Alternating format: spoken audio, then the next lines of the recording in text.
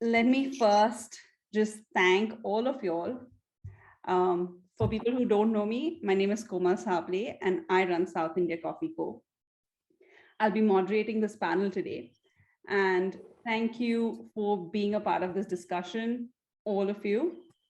Wishing you all a very happy International Women's Day. Today, we've got an amazing panel talking about the future of sustainable coffee. So we're going to be talking about how the coffee industry has changed over the years and what lies ahead of us. We'll take a few minutes for each of our panelists to briefly introduce themselves and tell us a little bit about your background and the industry and how you came into, essentially how you started your coffee journey. I think I'll start with Hamsini because she's wearing the producer hat on today. I'm Hamsini Appadurai. I'm first a mother of a lovely independent daughter. And then I'm a very pampered and adored daughter-in-law and daughter next. And I think it was my in-laws who pushed me into coffee to start a career in coffee. And I have a very strong, supportive husband behind me and who decided that he would just urge me to go forward. I'm currently director at Sangameshwar Group of Companies. We are growers and exporters of Indian Arabica and Robusta. I'm also a certified Q processor of Arabica and Robusta. Thanks, Hamsini. And I know you've just finished the Q processing for Robusta. So we are super excited to see what's up all your exciting estates processes next. Yes. I'll move the conversation on and I'll ask Emma actually to go on. I call her the educator because she's all over the place. She knows a lot. So let's start with Emma. Hello. Okay, so I'm Emma Haines, based in the UK. I am indeed an educator. So I am an STA, a Specialty Coffee Association AST. I teach multiple modules, but my main focus, or a lot of my focus, is on supply chain, so green coffee, sensory. But I do also, I'm fortunate enough to also teach baristas, so I kind of get, you know, the full overview. I also work with Algrano, so again working on kind of supply chain, helping roasters source coffee and support producers exporting their coffee. So yeah, that's my kind of main roles. So thanks Emma. And I think from the educator it goes on to the roaster part of it. And I know Lisa is doing, of course, all you ladies are doing a lot more than your hats on today. So Lisa, the floor is yours. Hi, so yeah, I'm Lisa Lawson and I'm based in Scotland in the UK. And yeah, I have a coffee roasting business. My journey started a long time ago in Australia in the year 2000 when I was one of the founding employees of a company called Toby's Estate Coffee, which was a great experience for me, big inspiration, and gave me, empowered me, I guess, to set up my own business in Scotland. So that was in 2011 that I set up. So since then, I've had my own journey becoming a Q grader. I'm also an AST, although I don't really have a whole lot of time to host a lot of classes. But when I do, I really love to host sensory classes because that really links in with the quality control of coffee, helping me source coffee, roast coffee well, and to share those skills and help others get those skills to continue the chain as well. So yeah, that's my introduction. Oh, that's fantastic. And from the roaster, I think the coffee moves on to the barista's hands, and that's Geetu.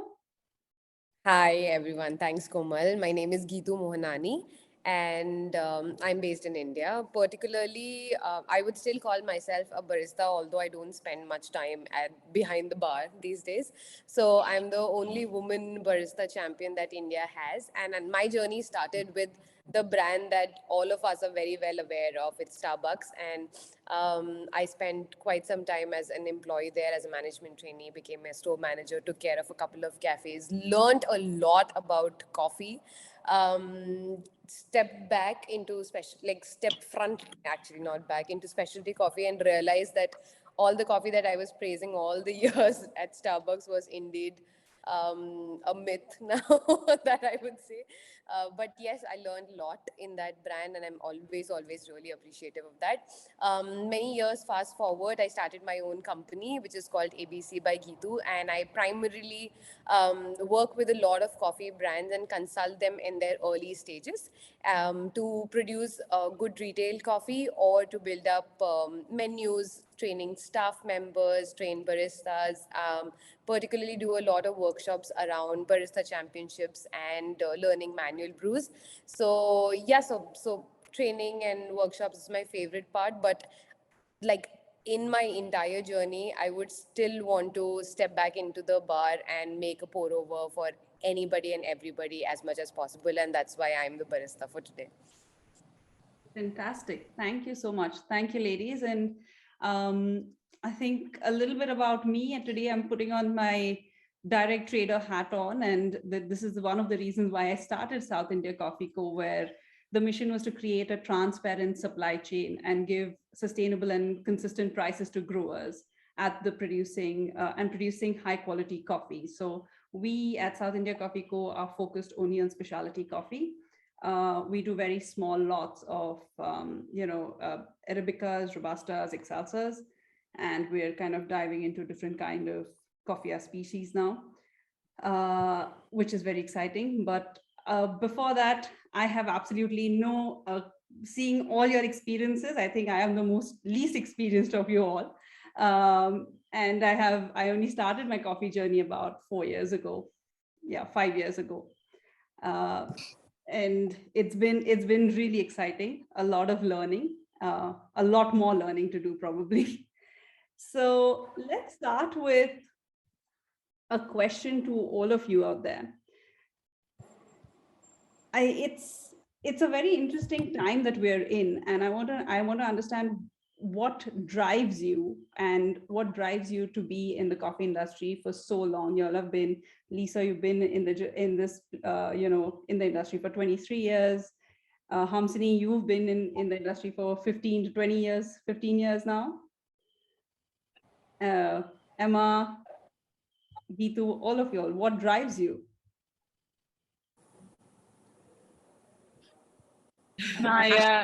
There's so much passion, and I don't know, I feel so ambitious and supported a lot through my journey. So there's so much to learn about coffee, and once you learn one thing, it just leads you to the next. So if you learn to be a barista, then you start learning about the origins, and then maybe you start to roast, and then maybe you start your own business, and then maybe you start learning about business, and your network grows, and every year you have a new crop and you learn about that, and a new, more so these days, a new fermentation process or some other innovation.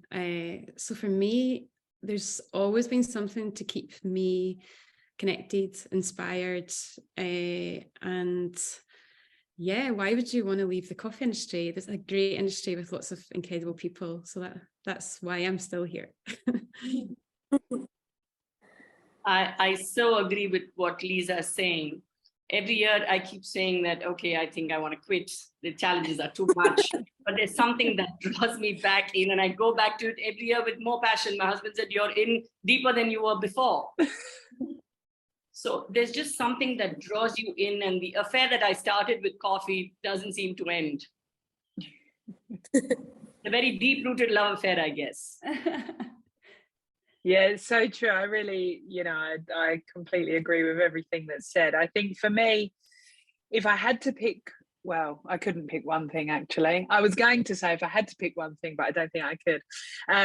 People for me are a big driver. The whole reason I got into coffee, I came into it in a strange way, where I actually approached coffee already as a trainer and somebody that was very interested in kind of learning knowledge in order to share that knowledge and disseminate that knowledge. So I think my kind of entry into it was a little bit different to what it can often be on the consuming side. So I think it's always been that. And I now think that even my love for green coffee, every time, you know, if I teach a green coffee course, at the core of it is always the people, and reminding people that this may be a commodity and this may be, you know, something we talk about, from a sensory perspective, or, you know, but I always bring that back to the people in that supply chain, and to the people that will enjoy that at the end of it.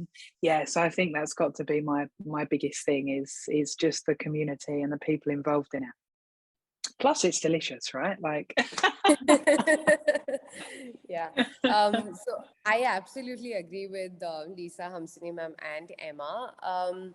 I think coming from India, here people know coffee in a very different manner than a lot of other countries in the world. And every single time when I say somebody, when I tell somebody that, hey, I work in the coffee industry, they're really surprised, because for most of them, coffee is just instant. And what do you do in the coffee industry? Like, what are you saying? I mean, you just make a cup of coffee. So what does it have to do with a pour over or a French press or espresso? It's absolutely same. And I'm like, oh no, it's not. Okay, so having worked for almost 10 years in the coffee industry and playing multiple roles, because I started as a barista who absolutely did not know anything, and I come from a hospitality background. I learned all this in my college, right? But if you think about it, in the entire course of food and service and housekeeping and front office, coffee covered only 2 lines and only just 2 sentences. And when I'm learning about coffee for so many years, it just keeps growing and never stops. And having done a couple of projects around cafes and subscription models and building retail coffee, even capsule based products, I just feel that it is a never ending journey for all of us. And when I see producers, I'm like, hey, you guys do a lot of work. Okay, we don't do anything. And then I see roasters, and then they put in so much effort into how the coffee should taste and is supposed to taste. And then I see traders on how do they reach everybody. And if I just feel that everybody in the coffee industry is there only because they're passionate about it. And I think that I have met very few individuals who are there to earn money. And I speak about this a lot of time to even my colleagues and clients, that if you're in the coffee industry, I don't think you should think about money at all. Like, have a different source of earning if you must. So I always say that. And I just feel that because we do not think about money a lot and it just comes out of passion, this is a lovely industry, and the people that we meet share a lot of knowledge. So that keeps me driving year on year or on a everyday basis. I mean, absolutely. This is so true regarding the people in the industry I hear, because they are passionate. The money is extreme, is far and beyond. Let's not discuss that. Yeah. Well, at this point of time with coffee prices, absolutely. I think Hamsini and me couldn't, Lisa as well, couldn't agree more at this point. And I think it's the fact that I hear the knowledge share, which is, within this entire supply chain, right from, I've known Hamsini since I started South India Coffee Co, and she's been nothing but, just always helping out in terms of giving out any sort of help that I require. Geetu, you've been there. You've probably seen all of us, started whenever I had to, ask for questions, I'll always come to you as well. And Emma has been amazing. Lisa, we've only recently met, and I'm sure you're amazing as well. So she is. It's the knowledge share, which is I think really important in this industry, which happens a lot, and we're quite amazed. It's quite amazing how everybody wants to help each other in terms of what we're doing, even whether it is in terms of processing or in terms of logistics. We've always had that little bit of it's not very closed. Everybody's quite open with how we can help each other out. And considering that kind of knowledge share, I want to understand now, we're there are your set of challenges, right? Like, what are the challenges that we work with? We're always working with certain challenges, be it a producer, be it a trader, the roaster, the barista, the educator. We all are working with certain amount of challenges. Now, this year, last 2 years, we had COVID, and it was disastrous for everybody. So in terms of businesses, it was difficult. So what were your challenges? What challenges did you see pre-COVID, and now what are the challenges you're seeing now? I think I always had fun challenges. Then it all got a bit more serious. So I think I've organized a lot of events and really tried to create a community around Dear Green coffee roasters in Glasgow and around the coffee culture, and supporting the growth of specialty coffee in Scotland and in the UK, and then even through the guilds and through the SCA. And that's always been fun, and it's been hard work, and some of it's like volunteer work, but a really exciting outcome, and again about people. But then I think in terms of being in the UK, we had Brexit, and that really affected our supply chain, and we had to make some changes to how we sourced coffee in preparation for that, and how we sold coffee. We stopped selling coffee out with the UK because that was a bit difficult as well. And then, of course, we just come through that, and then we had the pandemic, and that was a huge shock to business, a huge challenge, I just say, for everybody. But some aspects of that, you can kind of look back a little bit with rose-tinted glasses and sort of think, oh, we streamlined our business. Life was a bit simpler, and people did support one another. So we're through the other side of that, and there's just the challenges now that are the knock-on effect. We've had staff turnover. We've had like a lack of skilled staff with Brexit. There's a lack of staff in general in the UK who've left and gone back to Europe. So in the hospitality industry, and a lot of them are baristas.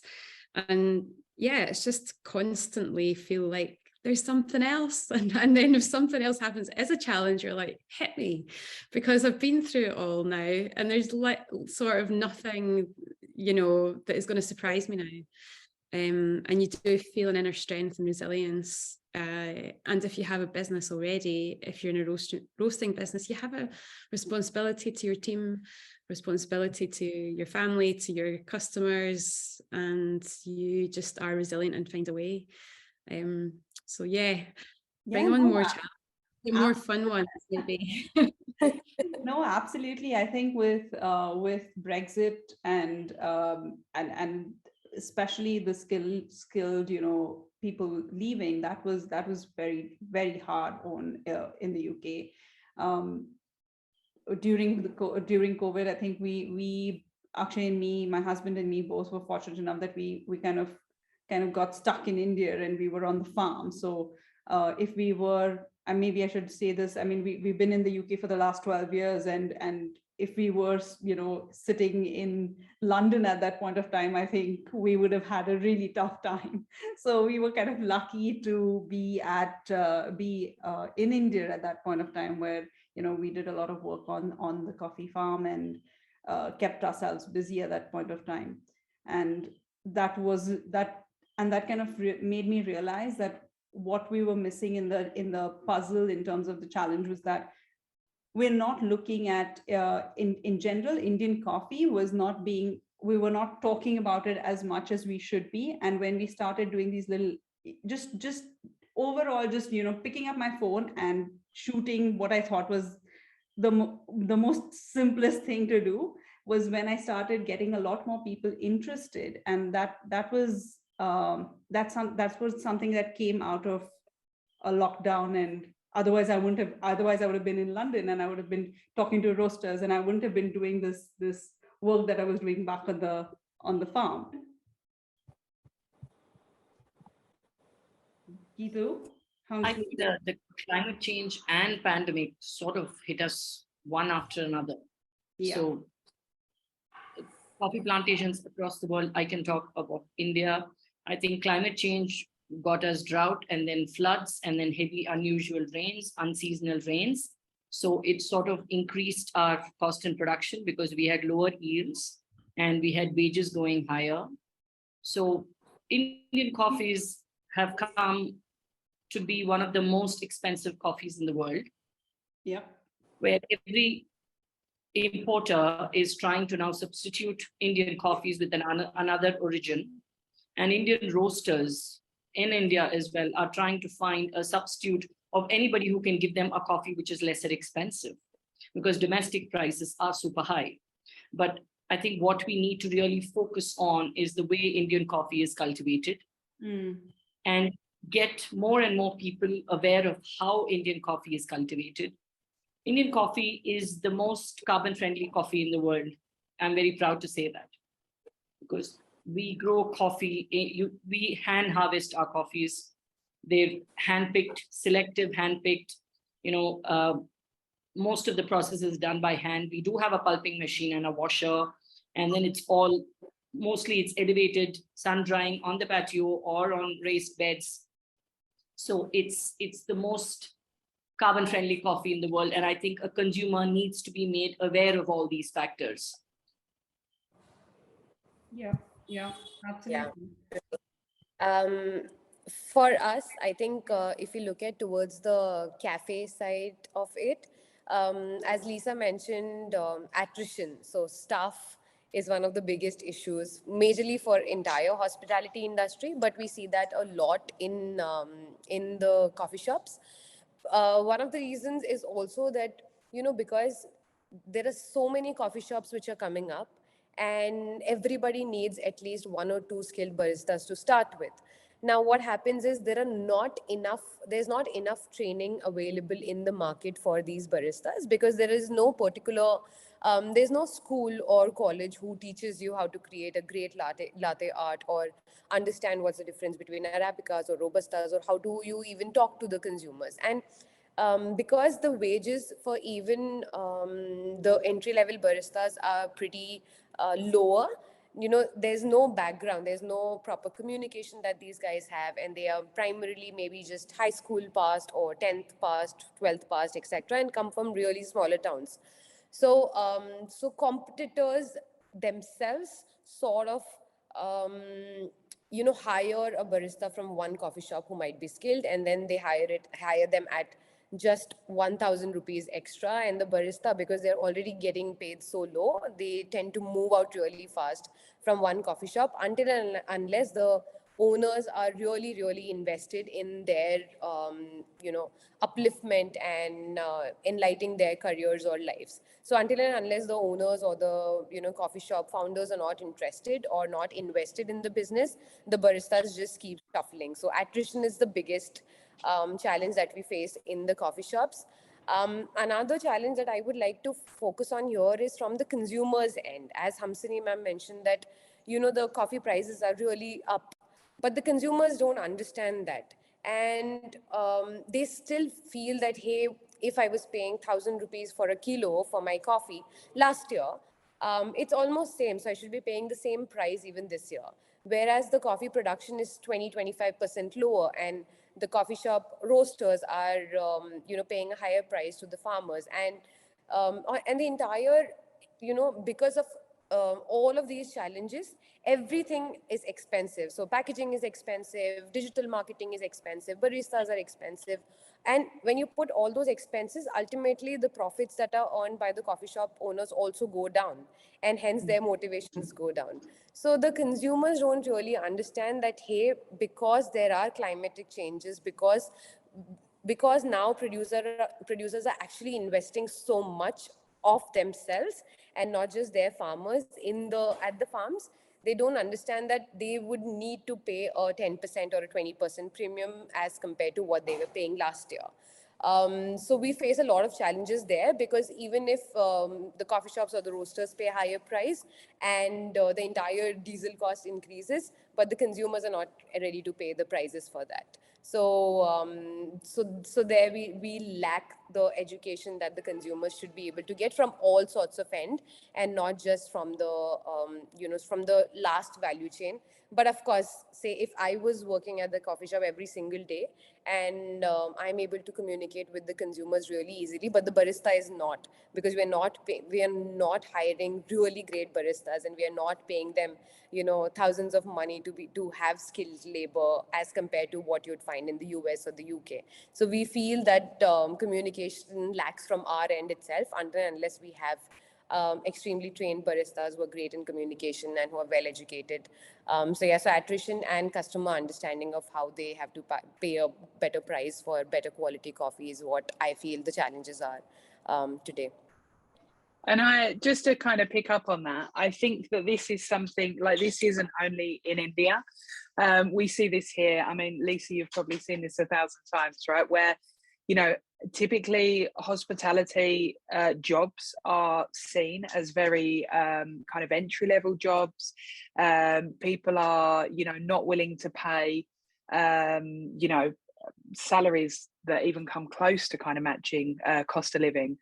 It's seen as a really kind of high turnover, low retention role. We have it here, we have it in, within Europe.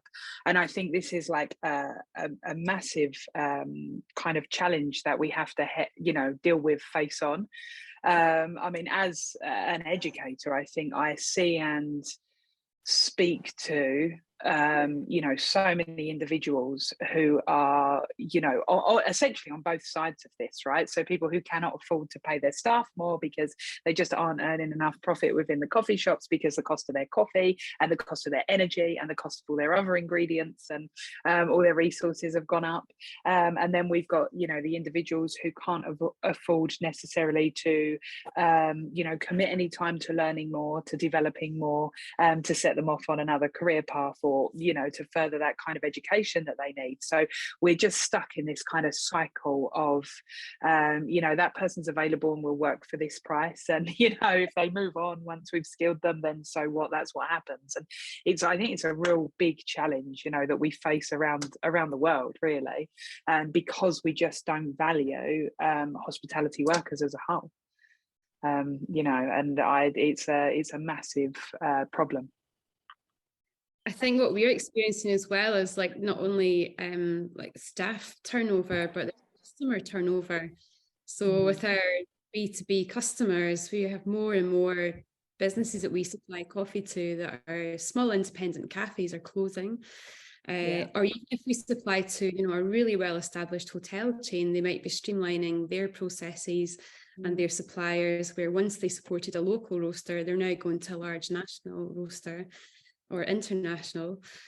So we're losing customers at that side of the supply chain, as well as the problems that are at the very start of the supply chain. So there are challenges right the way along. Yeah.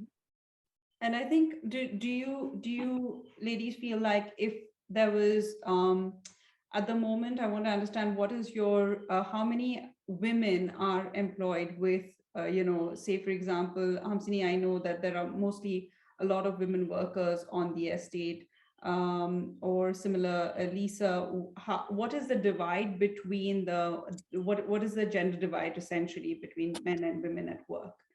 Well, in my business, there are, I think, 8 of us right now, and it's complete split down the middle. So yeah, we have men and women doing the same job for the same amount of money in the business. We don't have too much of a hierarchy or a tier. There's one senior manager who happens to be a guy but was previously a girl. So our roaster right now, our head roaster is female. And yeah, so we have a 50-50 gender split in what is a very small company, and essentially just hire the right person for the job. Yeah, that's fantastic. Hamsini, do you want to take over on this one? Predominantly our pickers are ladies. Yeah. They're also the caregivers at their homes. So they are actually multitasking, trying to do both.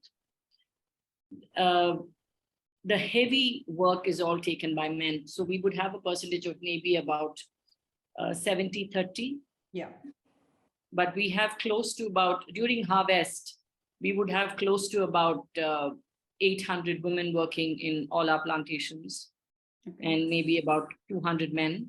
Mm-hmm. So predominantly it's women who come for coffee and I harvesting. think something that I noticed here as well is it's quite fantastic that since they are they probably are the breadwinners in the family, it's better that, you know, the money goes in their hand, and it is how they spend it is in a more systematic way as compared to what the man would spend. That is what I have noticed in these regions, because they will at least make sure that, you know, the kids go to school, they have their, you know, it's been well allocated as compared to what the man would do. This is a completely different scenario. Having said that, I want to it'll be really nice to see a lot more women in leadership roles, and I think that is slowly happening. We're seeing even in India, we're seeing a lot more women producers opening their own cafes and bars, and, you know, so which shows to me that, you know, that is an upward trend, and that's really encouraging as well. My next question, I think, to all of you is, we have seen, you know, all of us have gone through a lot of ups and downs, and this year has been even more challenging as a producer. But I want to now talk about the future of the coffee industry, and what do you think, with uncertain weather conditions, potentially people leaving agriculture, you know, the young people want to go into cities and working in the cities, where is the industry heading?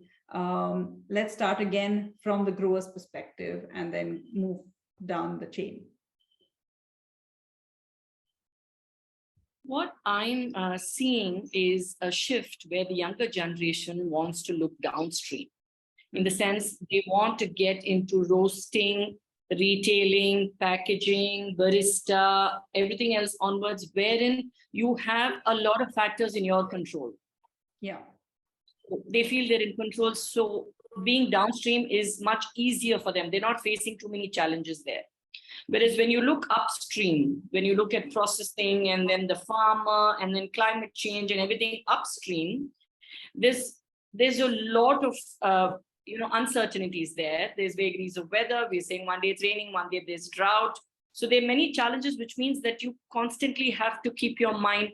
Every day you have to take decisions. You have to say, okay, today I can make natural coffees. Today I can't do natural coffees. We have to change our processing for today. Okay, the yield is down. How can I improve my quality today? What kind of fermentation can I do?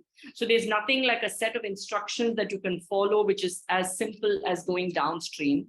Yeah. So if we can get everybody in the coffee value chain to start looking upstream, that would make a tremendous change is what I feel. Because that there needs to be some focus on upstream. And now coming back from as your perspective as a grower, and then it comes to a person like me who's potentially curating the coffees for different parts of the world. Most of us are thinking that, okay, I know that particular coffees sell well in certain countries, and we've already had some commitments. Now, we can't, this is a challenge that I'm facing even now, is that, we've kind of committed to a certain amount of coffee, saying, hey, we'll do a large amount of naturals for a certain, client. But because of the weather, we just aren't able to do it. For me, I think the relationship between me and the import and the importer on the other side is really important, because they need to understand that this is an agricultural product. It is going to change. It may not happen as per agreed terms, but we will try our best to give you the next best option. And that's something I'm seeing that, is it boils down to the relationships that you have with the other party. Coming back to the relationship part of it, where it is extremely important to kind of be transparent about what's happening during the season, kind of giving them an advance of okay, we're okay up until say September, October, and then something happens, but then you have to give them that information so even they can plan ahead. Because I know that on the other side as well, there is a roaster who's sitting there thinking that, yes, I'm going to get this coffee from Komal. This is my lot for this potentially this month. And then I come back and say, hey, I don't have that coffee. So that changes that side of the value chain. I think Emma and Lisa will come on to that part of it. Yeah, I don't know. It's hard for us to comment because we're not at origin, I suppose, but to talk about, the changes and what you're experiencing, because we are at the opposite side of the chain. And what I've observed from visiting origin, I'm just back from Ethiopia, and my trip to Ethiopia, I noticed a big difference from the last time I was there was in 2014, and how the industry has changed. The people maybe who are in more control are no longer the oldest man in the village, or whatever that structure is in that rural community. And you can see how infrastructures have progressed, how there's more organization, there's more education, perhaps. I know that there were far more people that spoke English, which meant that the flow of information was easier for ignorant English-speaking people who don't have other languages. But it was a different experience for me this time. I think it can be looked at like it's a very general statement, climate change, because it's affecting some countries and not others, and it's affecting some farmers and not others. So a very small farmer, small holding, independent family farm, perhaps in Colombia, where they grow and they pick and they process and then they sell the parchment, is going to be very different to a much larger production or ownership. In Africa, they also claim to be carbon negative. Everything's manual process there, and and it's just very, very different. They haven't been affected by climate change in the same way as what Latin America has, and what we're hearing about India as well.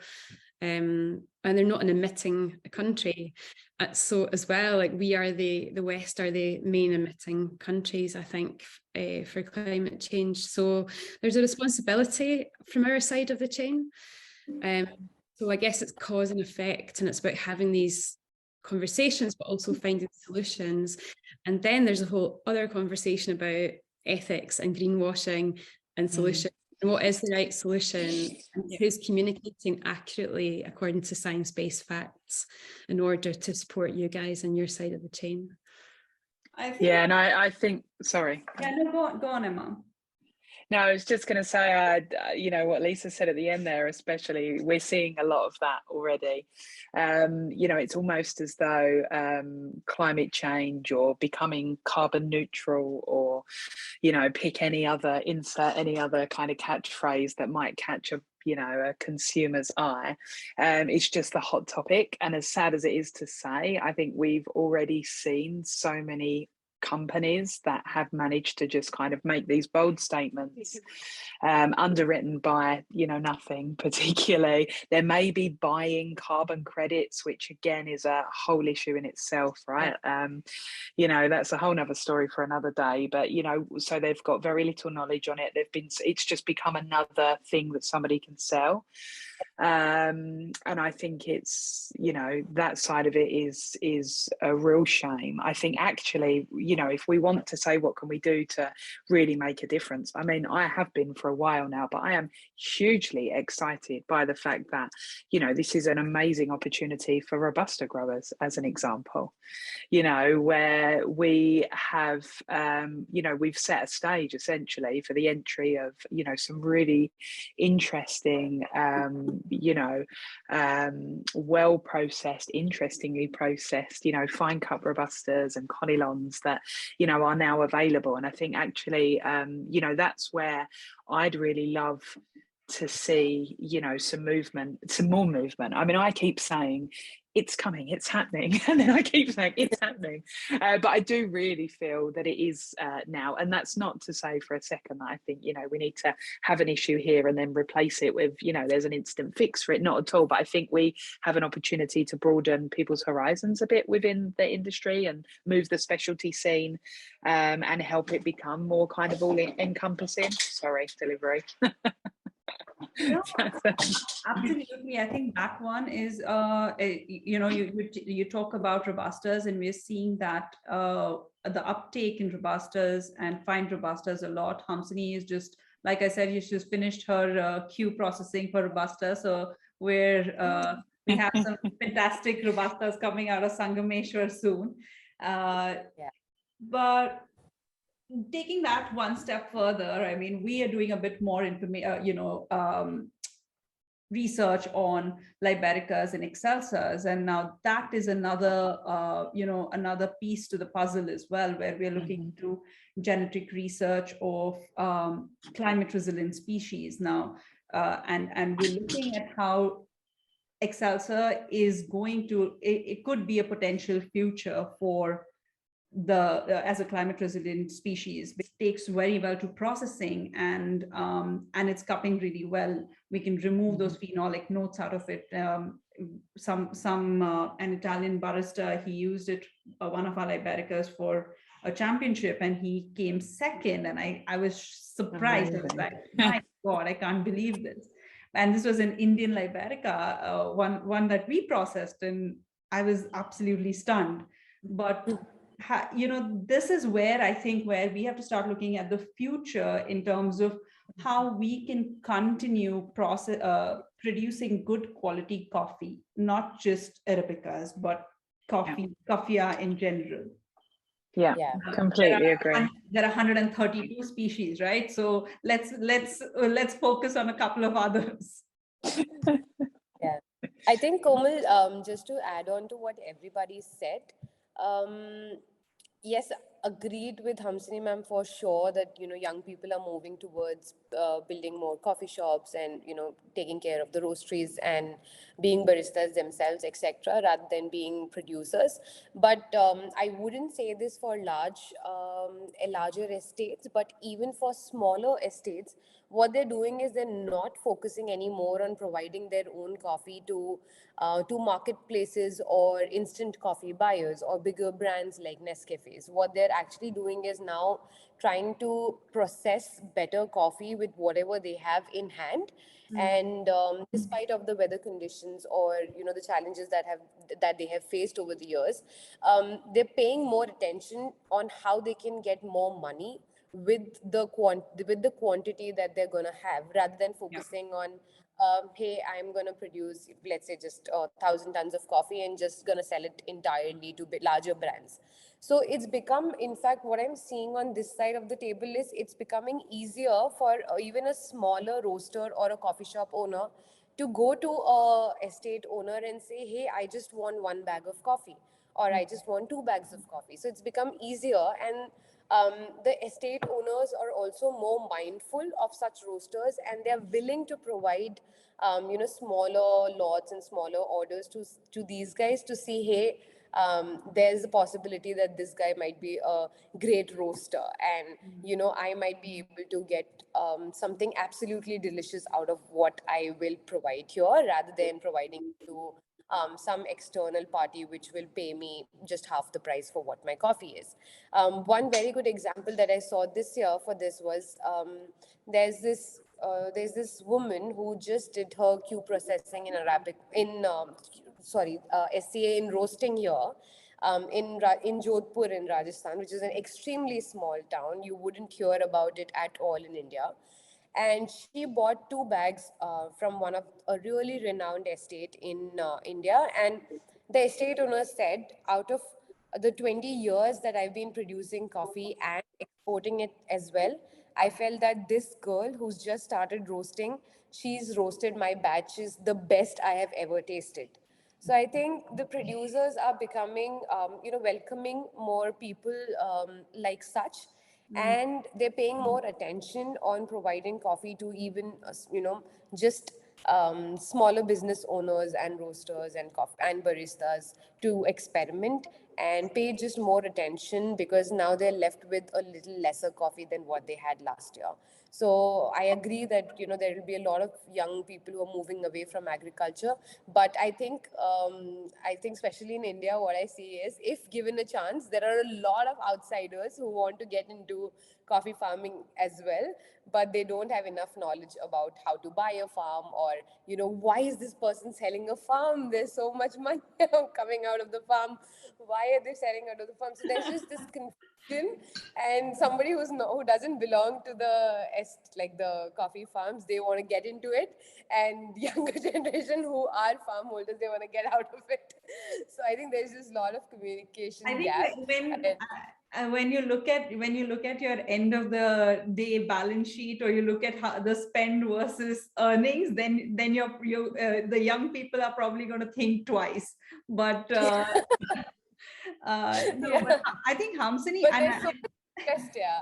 Absolutely. And I think one more thing I'd like to really say even about Hamsini is that, even they're a extremely large holding, but she makes it a point to give her coffees to the smallest of roasters as well. And that is absolutely amazing. Like, I have kind of taken inspiration from that, saying that it doesn't matter the size of the roastery, it matters on how good you roast the coffee.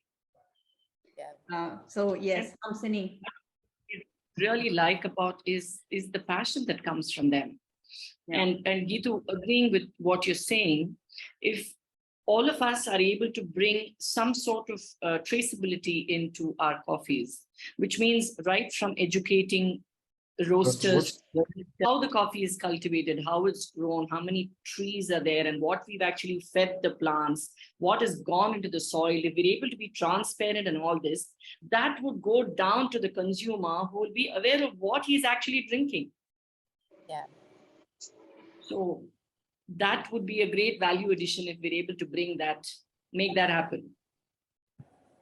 Absolutely. And I think moving and taking this conversation, Geetu's example of the woman who started, learned roasting. I think the question comes down to how can we get more women? How can we empower more women in the industry to enter the industry and get them more excited about different verticals, be it production, be it the trading part of it, roasting, barista skills, as an educator. How do we get more women involved in it? I think if I can just jump in with that, I think one of the biggest challenges that I sort of come across and have faced is kind of that role of women within the industry that has to then fit in with family life. Yeah. So at the very beginning, it's much different for me now, thankfully, because I've got two children and they're older. They're 11 and 13 now, so they're that bit bigger. But I know that it's very difficult. It's all consuming. My job is all consuming. I work a lot of hours, and I love it, and I'm very fortunate to do something I love. But it is, it takes a lot. And I think, wherever in the industry you are, it's a real challenge to try and actually take a role that also fits in with the rest of your functioning existence, if you like. I mean, I know absolutely there are many women in the industry that, aren't mums, or choose not to be, or will be later, or have children older, or have already had children, whatever. So they're all in different positions. But I think just because of that challenge and making everything kind of fit and work, we see less representation a lot of the time. So whereas somebody who is a colleague may have not had a break in their career, may not have had time off, may not have had to forego having promotions, or attending certain training programs, or visiting certain places, or dealing with top end blue chip clients or whatever, you know, they are sort of just working in a very different way. So I think, you know, for me, certainly, you know, one of the biggest things is that representation. And actually, we've had a real, I would say, positively, I think there's been a real shift change since COVID. Like, that is one of the positive things to come off the back of COVID. I used to do anywhere, it could be 1,000 miles a week traveling to go and run training. I mean, on average, it would be 400 or 500 miles. You know, that was a normal week. And that took a lot. And that was really hard. It was a big strain on family life. And now the fact that I can still deliver training and I can do that remotely, I can fit it in around other things. You know, I have another role that I love doing, you know, working with Algrano, and I do that remotely most of the time. So, you know, now I think we've got this more kind of flexible working attitude, which obviously isn't suitable for everybody. You can't be a barista from home, right? You know, you can't remotely work as a coffee producer. I get it. But I do think we've had this kind of shift change with people's expectations. I mean, I can only speak for what it's been like here in the UK, but this for me feels like a really positive thing, because it's actually enabling people.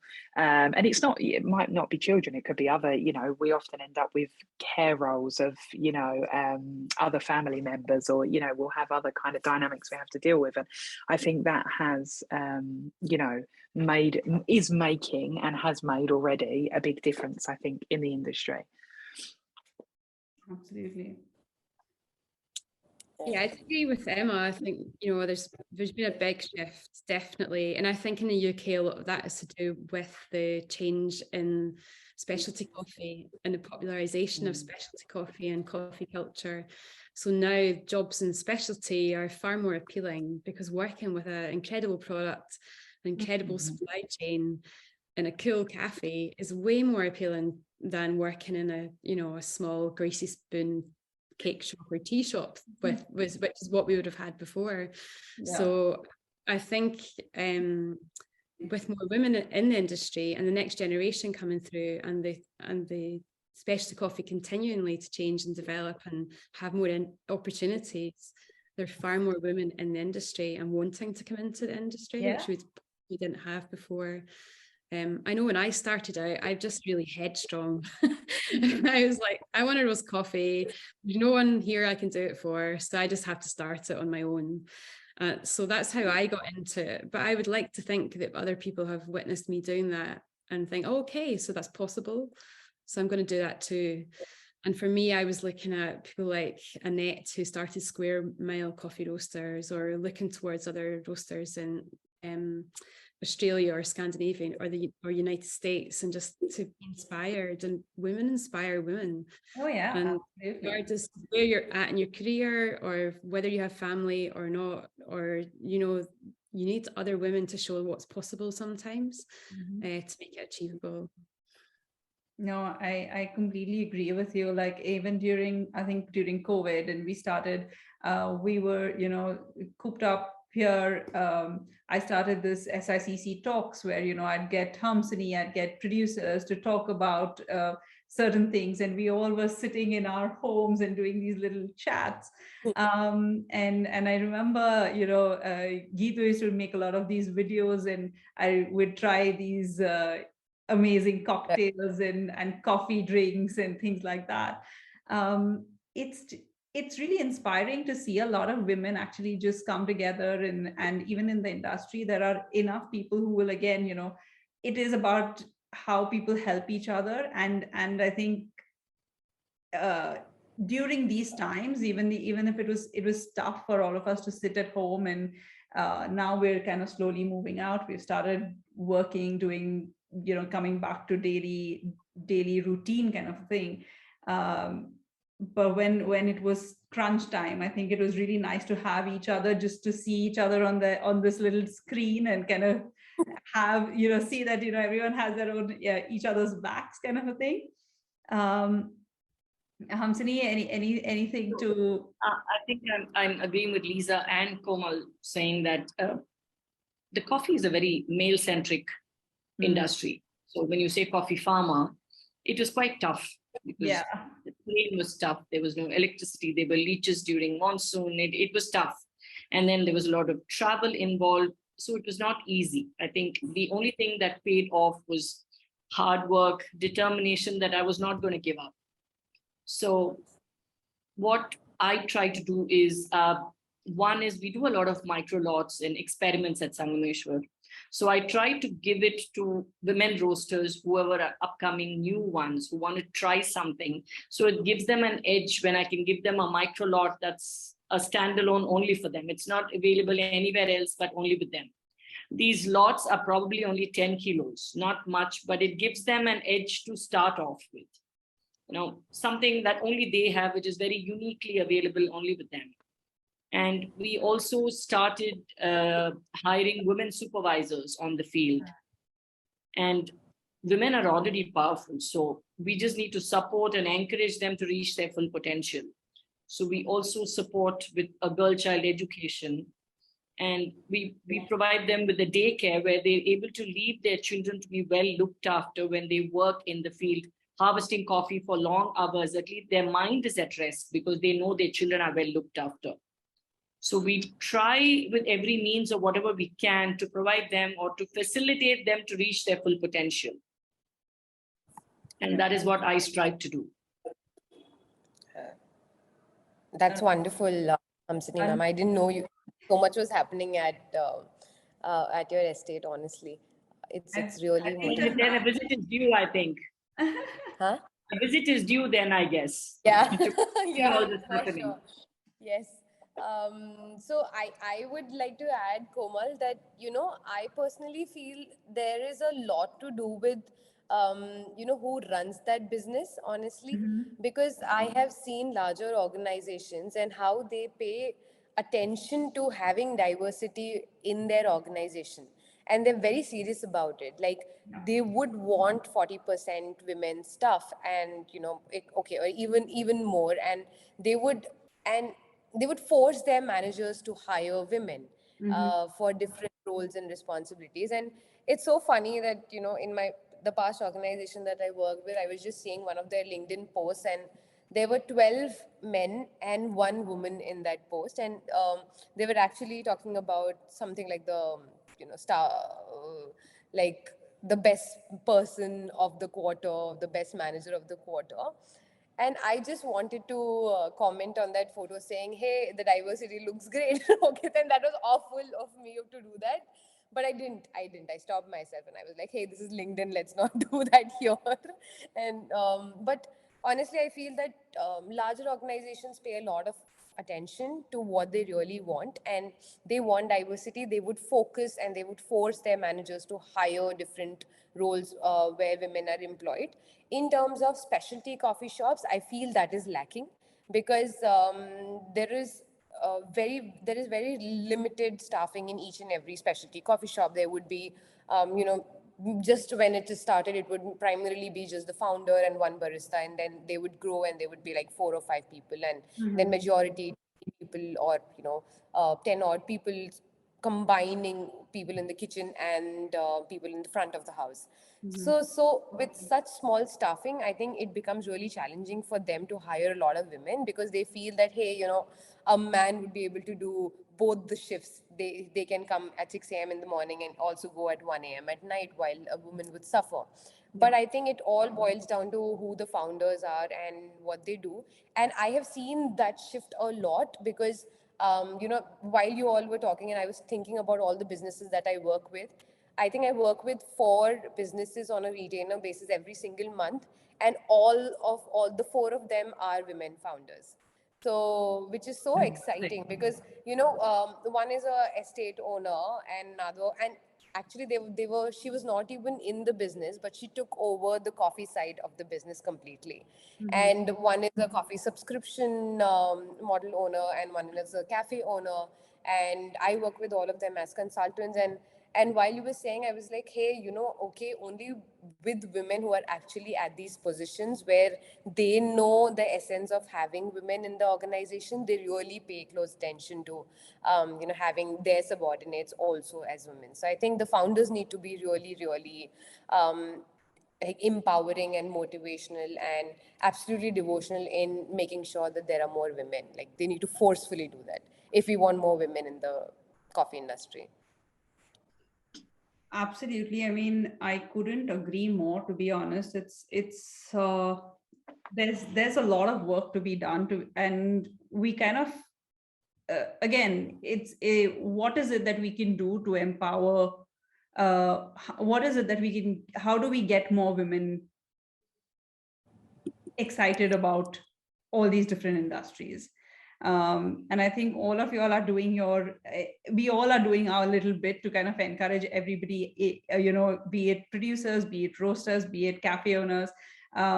It's really important for us to get more women on board. And just the other day, I was talking to Hamsini as well, and I'm like, I'm looking for women producers, who are actually on the ground. And so it's a completely different ball game. The other day and I was telling her again that the other day I was talking at this very male centric group of people. There were like 70 odd people, and I could probably spot 2 women. These were all producers, and I am talking to them. Probably the youngest on the over there, and I just felt like it was a moment for me. I'm like, we need to get more women talking or even being present at these places. Yeah, that's incredible. So I think just kind of summing up, I just want to kind of ask you ladies, what are the initiatives that you're thinking? I know Hamsini is already a part of an initiative in India, isn't it? It's the World Coffee Women in Coffee Alliance. Women's Coffee Alliance. I'm their treasurer. Okay. The WCA, the India chapter. The India chapter. And I want to kind of know, are there any other kind of initiatives that are there around for women? Because I seem to be a little unaware of that. I guess there are a lot more women producers that are actually being acknowledged as being women producers. And there's a trend then also for exporters and importers to select coffee and label it as that. So I think there's more awareness of women producers, and the next steps from that is going to be more support. And I know for us, we're hosting an event tomorrow night on International Women's Day, and it's going to be the first of its kind in Scotland. And we have 50 women coming to our coffee roastery tomorrow evening. I'm hosting. I don't know what I'm going to say yet. This call has inspired me. So we have a panel like this. It's going to be live. And even while I've been here now, I've had another email to say someone else who wants to support the evening and donate their product or some money, or to make sure that we all come together and we do create a lot of power and energy in the room, and let's see where that takes us in our part of the supply chain tomorrow. Lots of initiatives I think are starting all around the world, and hopefully it'll continue. Yeah, fantastic. I think we're going to now kind of wrap up and kind of close up for the evening, but any closing remarks from all you ladies here? Hamsini? Yeah, I mean, I'd love to just sort of say, sorry, but I think one of the big things is that we maintain communication like this and this visibility in any way, shape or form.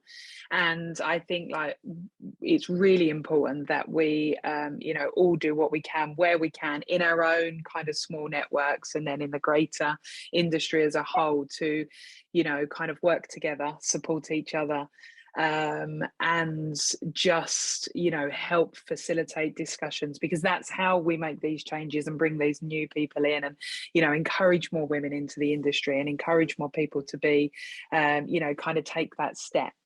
So I think that for me is really important. Like the amount of times I've had people say, oh, you know, it's really inspiring that you've been on that panel. I'm really glad you gave that talk. And I'm like, really? Because I had the worst imposter syndrome. I nearly backed out. I didn't want to do it. I was terrified. Nobody want to listen, you know, to anything I've got to say. And, you know, it's those little moments where you think like, actually, like it really does make a difference. And I think I'm feeling it even more so now because I'm also older in the industry.